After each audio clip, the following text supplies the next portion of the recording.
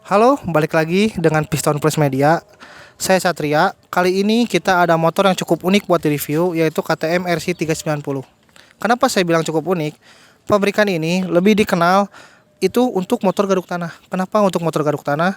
Ya udah nggak usah dijelasin lagi lah kredibilitasnya tentang motor garuk tanah ya dari pabrikan KTM ini. Nah, yang jadi uniknya ini bukan motor garuk tanah. Ini tuh motor sport legal keluaran dari KTM yang dimana bisa dibilang untuk motor ini tuh saingannya dari ZX25 dan juga CBR 2.5 RR. Penasaran kan apa yang unik dari motor ini? Nanti kita lanjut aja langsung di review lengkapnya motor ini.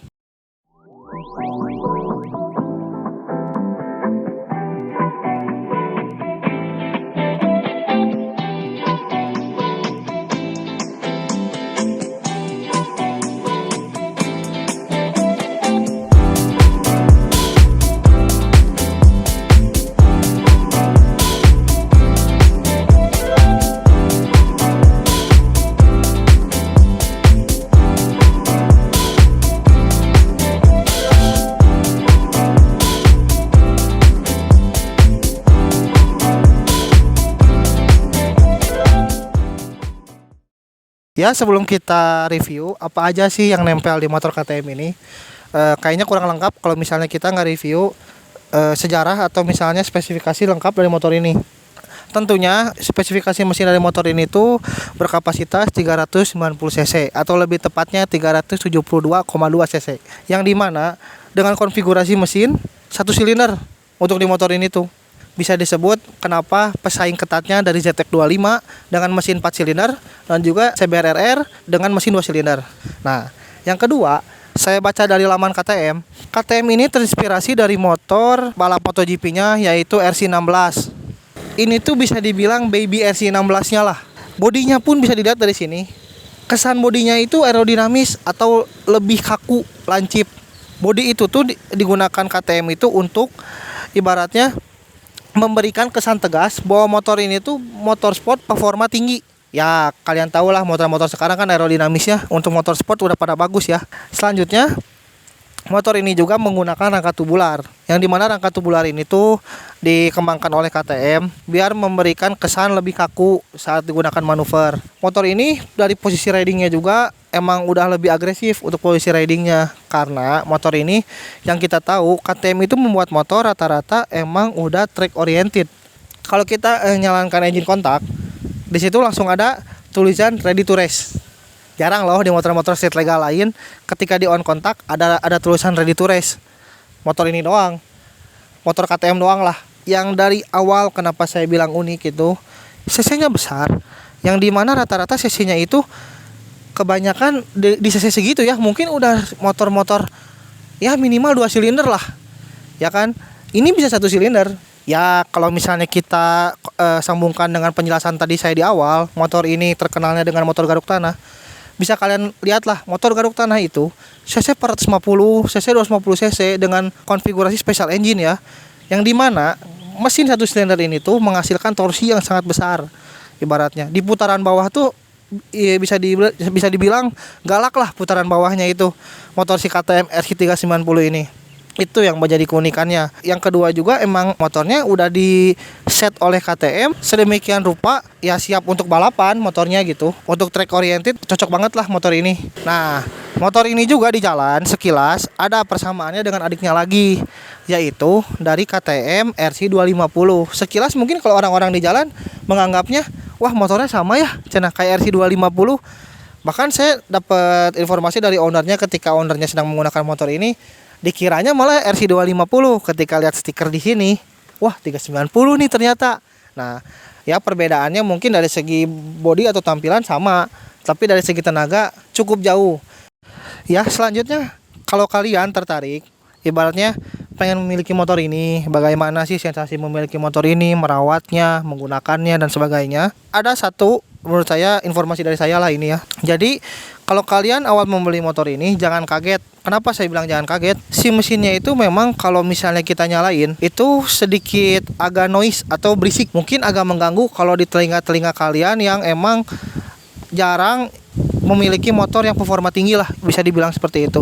Kenapa saya bilang seperti itu? Motor ini tuh emang bawaan dari pabriknya agak berisik. Kenapa bawaan dari pabriknya agak berisik? Itu untuk mendukung performa tinggi. Dibuatlah clearance-nya itu lebih longgar daripada umumnya. Kenapa dibuat lebih longgar? Karena motor ini tuh emang peruntukannya buat dibetot. Dibetot dalam artian ya dipakai dengan performa tinggi lah, bagaimana kan kalian mengerti lah. Kita pakai kebut-kebutan itu biar lebih awet, tingkat keausannya tuh bisa mereda lah. Ditambah motornya pun jadi lebih ringan tarikannya ketika clearance-nya lebih tinggi.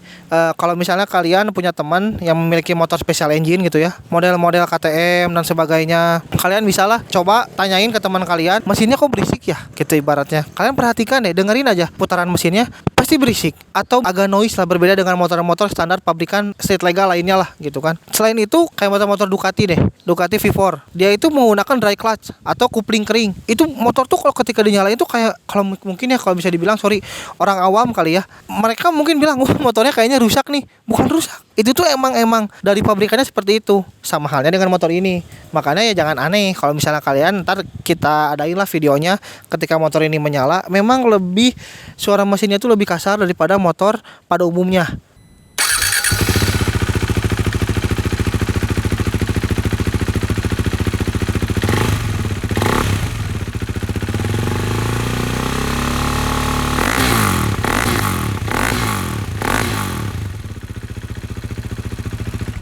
Tadi kan udah ngomongin kita tentang spesifikasi motor ini bagaimana. Nah, sekarang kita intip apa aja sih yang udah diganti di motor ini. Yang pertama yang jelas itu terdapat pada shockbreaker. Kenapa saya bilang pada shockbreaker?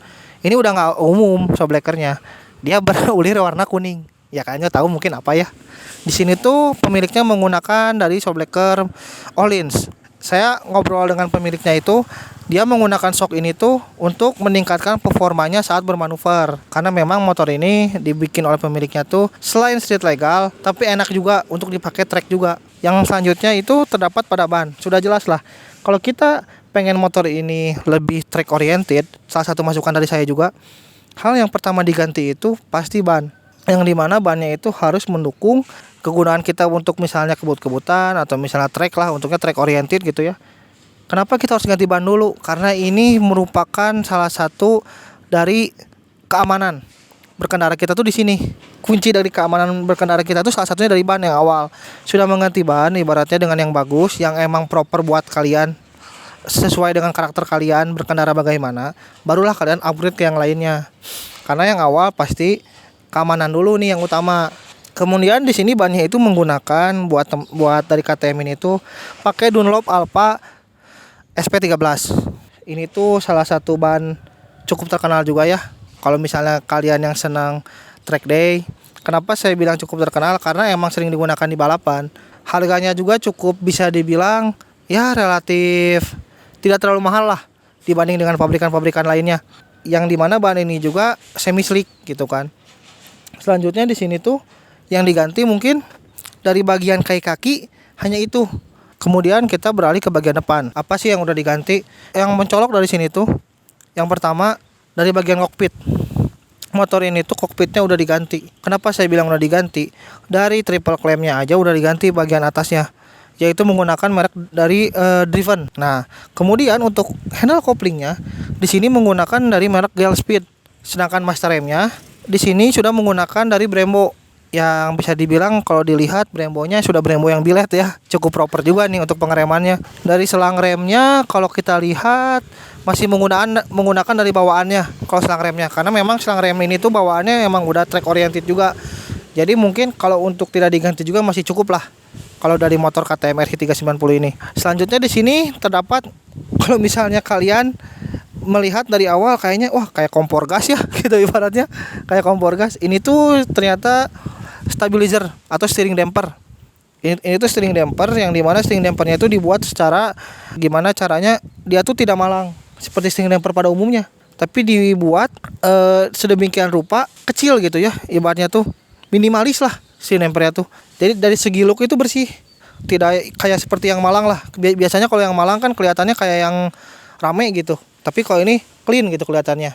Dari bagian kokpitnya emang cukup bagus sih kalau lihat modifikasi yang dimasukkan ke motor ini oleh ownernya gitu ya. Nah, Kemudian saya ingin menjelaskan salah satu keunggulan, ya bisa dibilang keunggulan lah dari motor ini itu bisa dilihat dari segi kalipernya.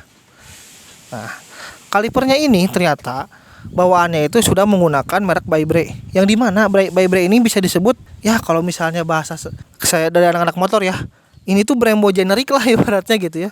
Jadi generiknya itu sama-sama hampir mirip-mirip dengan Brembo, yang dimana ini tuh udah radial tipenya. Cuman yang jadi permasalahan di sini, Master M ini tuh pitchnya itu kalau nggak salah berbeda dengan pitch pada umumnya.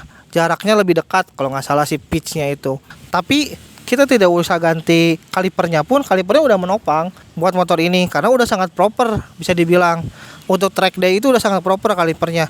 Mana sih motor-motor bawaan pabrik kalipernya udah oriented buat race, jarang kan ibaratnya. Rata-rata kita upgrade dulu kaliper baru ya agak lebih enak lah gitu ya. Mungkin di sini ownernya cuman ganti dari Master M-nya aja. Dari piringan pun di sini kita lihat sudah ganti. Kalau nggak salah ini tadi saya berbicara menggunakan merek Galvar ya dari piringannya, dan juga udah floating piringannya itu. Yang dimana floating itu supaya dia itu piringannya nggak cepat panas salah satunya. Dimana piringan floating juga membantu si kaliper, yang dimana kaliper ini kan radial, berarti fix. Kalau misalnya bawaannya itu bawaan motor ya pada umumnya lah rata-rata. Jadi kalau motor pada umumnya itu rata-rata yang bukan radial ini ya, yang masih aksial itu si bracketnya yang gerak, bukan si piringannya yang gerak, tapi bracketnya yang gerak. Kenapa saya bilang bracketnya yang gerak? Karena yang menyesuaikan kan setiap ada pengereman itu pasti salah satu harus ngalah, mau itu piringan ataupun kalipernya yang mengalah. Kalau motor-motor normal pada umumnya itu tuh pasti bracketnya yang ngalah, bukan bracketnya dan kalipernya yang ngarah. Jadi yang geraknya itu kaliper dan bracketnya. Sedangkan di sini harus piringannya yang ngalah. Karena apa? Kalipernya sudah radial di sini. Jadi fix si kalipernya itu diam. Kalau misalnya dua-duanya fix, ditakutkannya terjadi sesuatu yang tidak diinginkan lah ibaratnya gitu. Jadi terlalu over lah.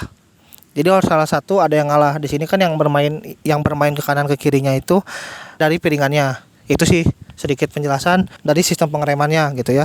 Ya, kemudian kita naik ke atas. Di sini shock depannya udah menggunakan upside down. Cuman kalau tadi saya nanya ke ownernya, emang gak banyak yang diganti dari shock depannya. Dia udah masih mempertahankan orisinilnya karena memang masih proper lah. Kalau shock depan itu sudah menggunakan dari merek WP, karena memang dari itu WP itu kerjasamanya kalau setahu saya ya dengan KTM WP itu, makanya ini bawaannya juga WP si shockbreakernya tuh. Kemudian dari bagian depan, sebenarnya buat kalian yang senang motor itu nggak cuma kencang tapi eye catching gitu ya, motor ini bisa dibilang menurut saya cocok. Kenapa seperti itu? Kalian nggak usah merubah lagi bagian depan, yang dimana anak-anak sekarang ini banyak merubah dari lampunya itu rata-rata dijadiin proji.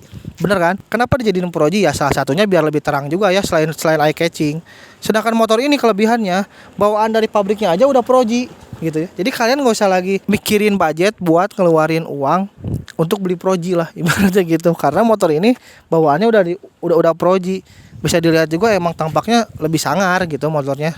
Nah, itulah review apa aja sih yang udah nempel di motor ini. Mungkin sekian review singkat dari KTM RC390 ini. Kurang lebihnya mohon maaf bila ada kekurangan. Mungkin kalian yang punya masukan atau misalnya kayaknya ada yang kurang nih dari review ini, boleh kita sharing aja bareng di kolom komentar di bawah. Nah, buat kalian juga yang ibaratnya tertarik ya gimana sih KTM RC390 ini, boleh langsung aja nanti DM via Instagram ke Piston Plus Media. Nanti kita kasih sedikit tips gimana sih biar kalian tuh cari KTM RC390 ini dengan kondisi yang terbaik gitu ibaratnya. Untuk range harga motor ini tuh barunya memang cukup mahal, di kisaran 125 sampai 130 juta kalau nggak salah OTR Jakarta tuh. Untuk harga bekasnya ini kemarin saya ngobrol dengan ownernya tuh di kisaran 60 jutaan harga bekasnya. Cocok banget lah buat kalian yang emang pengen penasaran dengan motor ini. Kalian bisa cari-cari sekitaran marketplace Facebook atau misalnya di yang lainnya itu motor ini bagaimana. Nah, mungkin segitu review singkatnya. Jangan lupa komen and subscribe channel ini biar kita tambah semangat sih. Kedepannya kita mau review motor apa lagi atau kendaraan apa lagi. Sekian dari saya Satria, selamat siang.